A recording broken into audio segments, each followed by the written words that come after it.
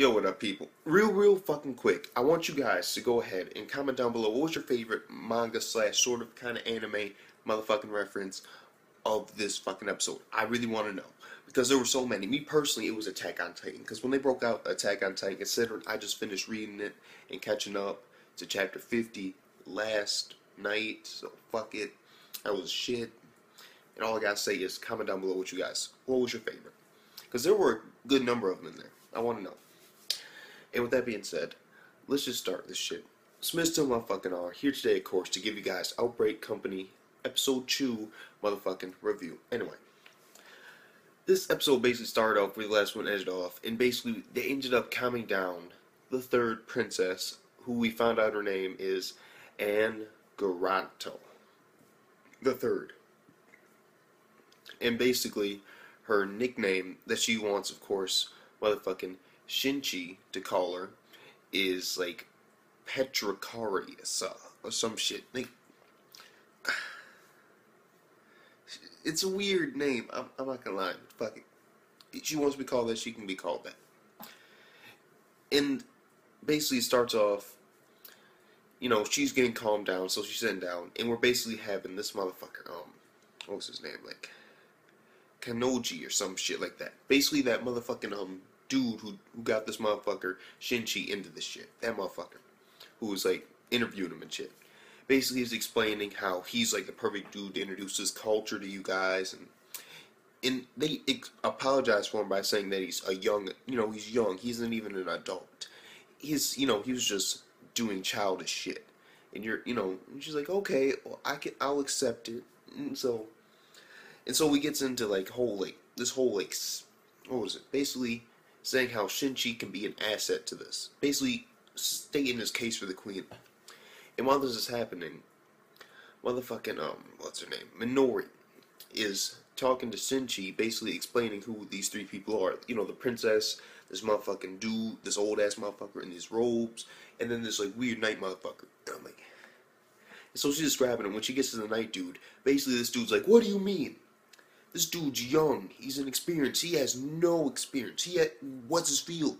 He can't do shit. How is he gonna teach us when he's inexperienced himself? And then Shinchi, he couldn't take none of that shit. And so he got the fuck up. And of course, Minori tries to get him back down, but no, she fucking right back down to she just goes right back down to the fucking floor. And Shinchi basically tells this motherfucker off, calling him like the dumbest motherfucker in the world for hating on other motherfuckers, like, basically hating on this nigga's love of shit, and saying he's inexperienced and unqualified. And I was like, yo, and everybody's face was like, oh, like, did he just say that to Garrus? Oh, hell no. And Garrus fucking pulls out the sword like it's go time, bitch. Like, I'm like, yo, like, what can this motherfucker do? I don't know. And I was hoping like this would be like the part where Shinchi would like start doing like some magic or shit, because they do use, I believe, like magic to fight in this world. And that would be awesome if Shinchi pulled out some magic, but it isn't really like that type of anime. It really isn't.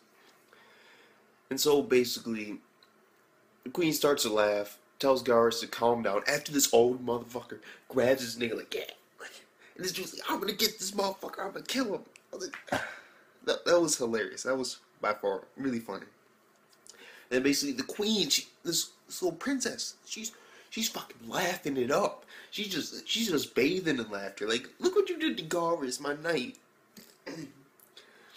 And then from there, it's basically the setup of the whole situation. Basically, they finally explain these rings, and basically the rings allow you to like through like telepathy. Yeah, you know what the fuck I'm talking about. Basically, you can telepathically speak to them, like using telepathy. The fucking ring, fucking like using your brain and then set it to them, like so your voice sounds like to them what they're hearing, like their language. And basically, we find out that it doesn't work with like books or like videos or like audio. No, it has to actually come from your mind in order for you to be able to say it using this ring. And so maybe it's like something to do with like this ring changes, like, makes it so that as you're speaking, it's beaming these messages into their head, though in their language. I don't fucking know. Like, they're hearing it in their head. I don't fucking it's weird. Basically, they're starting to set up, and basically Shinji gets this giant ass manga fucking collection because his job, of course, is to introduce this to the people, and of course that's like a big thing for him. You know, but he has to like get all these manga because he has to find out what people would be interested in. And during this, we find out that like 80% of people are illiterate and they're like slaves, and this is the old time where like you weren't like really a slave, or what do they fucking call them? Oh my god! Like people who like lived on farms and they weren't slaves, but yet they were like house peasants and shit. But no, they didn't call them that. I can't fucking remember the exact word for it. But they're not. They kind of are slaves in a sense. I mean, they do get beaten. Oh my god. And Shinji, for the this dude, bro. That ties in later. Basically, it's a giant ass manga collection. Lizard dude and motherfucking what's her name? I swear to God, her name is so fucking weird. Mayusiru.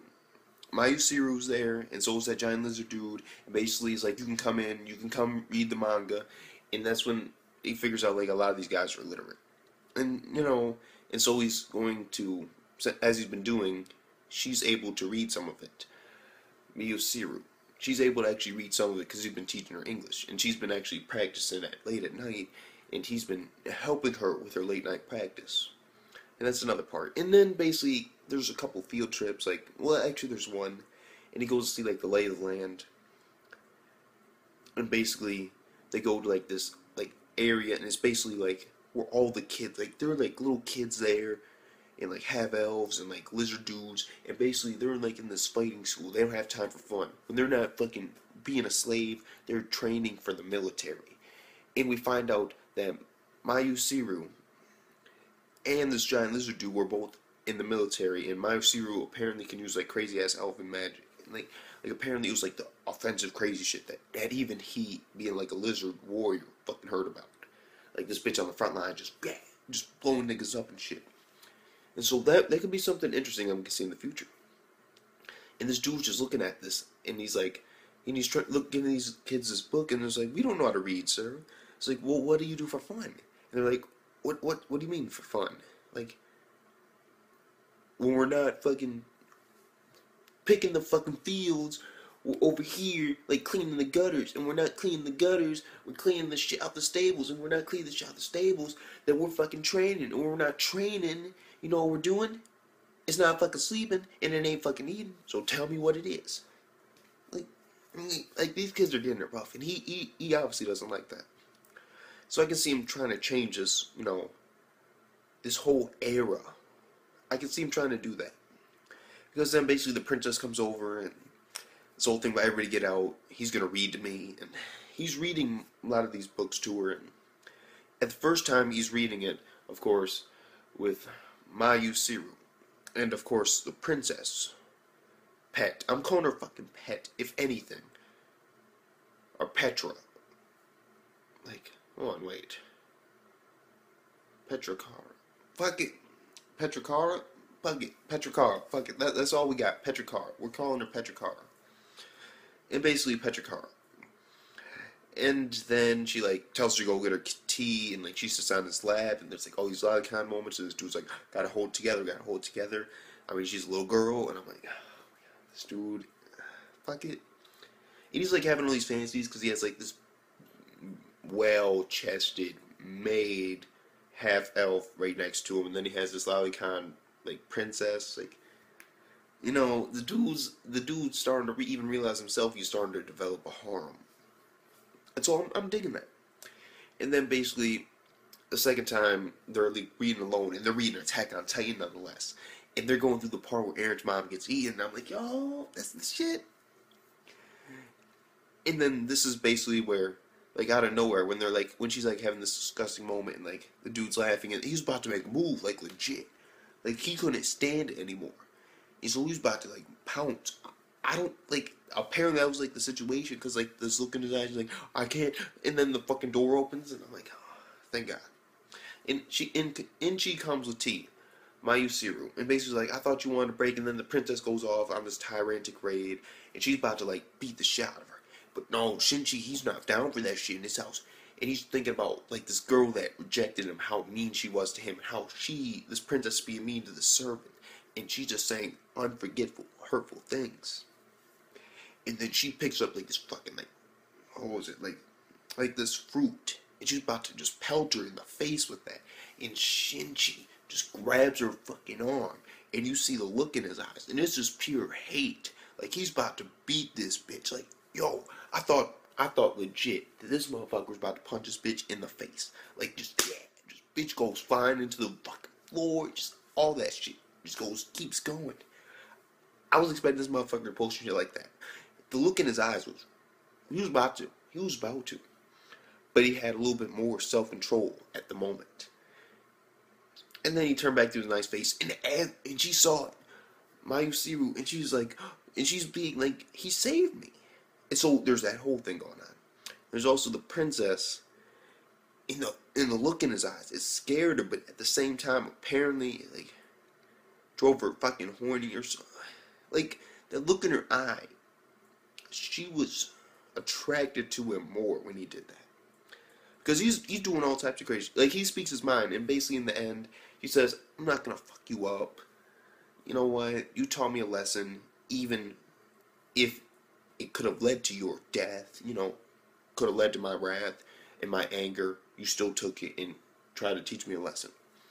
And so I can see with that situation with the princess, he's trying to change the royalty. And maybe if the princess changes her perspective on, like, how these, you know, landowners should be using these people, you know, beating the shit out of them, and, like, little kids ain't gonna have fun. No, fuck that shit. They're working 24/7. Fucking serfs. That's the fucking word. Serfs.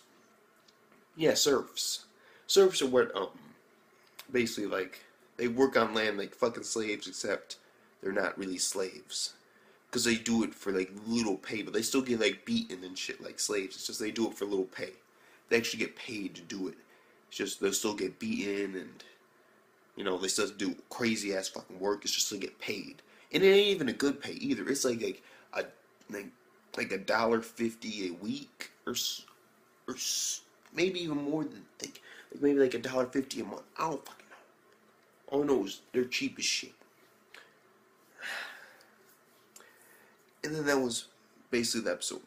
And this dude's, and we gotta bring up one more scene, and that is in between, of course, the princess scene and the scene I had to wait for. And of course, like, after they got back from the field trip watching those little kids. Basically, it's nighttime, and he gets startled, and he just goes out, like, punching, and he hits the lizard dude. And in comes Mayusiru, and basically what's happened is, like, the lizard man's like, oh, you're gonna have to hit me harder than that, my skin's pretty hard, master. And the dude's like really apologizing, he feels really bad. And then when Mayusiru comes in, he feels like really ashamed, like, oh my god, I hit your friend. And then she comes running to him like, oh my god, your hands hurt. And he didn't even notice. He was just, like, so bent over, hitting his servant by accident. And the servant even gave him a stick to beat him with. What? Like, yo, like, legit, this dude said, that won't work on me. Here's a fucking stick. Give it your hardest swing. And the dude was about to do it, too, but he's like, what the fuck's going on? He was like, what the fuck is this? Like, and basically his hands kind of messed up. And that's when we find out that they both been beaten before. And it's a normal thing for servants to get beaten. And that's what really set in tone the whole thing for the princess and what led to it. Except, it was different. It was, in my opinion, the cause to the effect that it could have on the princess and Mayusiru. Because that was definitely an emotional, like, she was she was like, he's defending me. Like, that's never happened to her before. That never happened to her before. So her master that she could possibly like now, she's liking even more. It's like, he's doing all these nice things for me, and I'm kind of like, you know, it's just starting to develop there. And that was the cause of it. And that cause is more like, important. Like, that cause of him doing that. Like, if he just saw, like, that little kid stuff, like, of course he would have stopped it anyway. I believe. I'm not sure. if that scene wouldn't happen where he accidentally hit that lizard dude, I'm not sure exactly if he would have. Like what exactly how it would have turned out. It could have turned out much differently. I don't know, he still would have intervened, but I don't think in that sort of way. But we'll have to. I don't think we'll ever know if that would actually like a legit cause.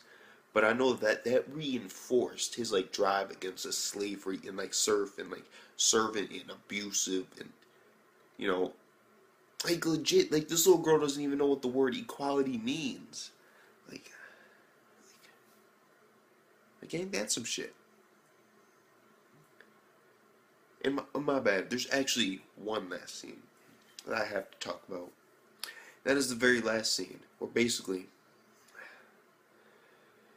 Shinji comes into the manga room. Yo, like I never said this before, but yo, let's just go through this manga room. The best place on earth. I guarantee every motherfucker would love to live in that room. They don't give a fuck. They would be happy and they could die in there. There was like thousands of different mangas and just like going up the walls, just lined out. And basically, the last scene is Miyusiru just is reading this anime or this fucking. She's reading this fucking manga. I believe they haven't brought in DVDs yet, if they're going to with anime. But why I said like sort of anime related is because I mean some of these manga were turned into animes, and even though it's like a manga version, still technically speaking, fuck it.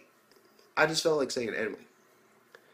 The most important thing though was the ending when she's crying and he looks at what she's reading and he's like, oh, that's the anime with, and he understands because he's read the anime before. And oh my god, I believe I've seen the anime about that demon that falls in love with like it's that half slave like servant. Oh my god, I remember that. I believe I do at least. Hopefully. If not, I got some shit I need to watch. But then there's like that connection, and then they end the episode, and I'm pissed off. We'll have to see what happens next week's episode. There could possibly be some Dark Knight like stumblings. I don't fucking know. We'll see. But overall, I had to get this episode over here. You know what? I might have to get this in a 9.2 out of 10. Yeah. I'll give it better than great, not quite amazing. I wanted to give it amazing at first, but then I thought about it, and I just can't give it, not amazing, not just yet, but definitely better than great. It was better than good, it was. And it was better than great. I couldn't give it a great, no. That whole stuff about slavery, I was digging it. I'm digging this dude's, like, conviction. I am. And so I gave it that great plus. But amazing, not just yet. Not just yet.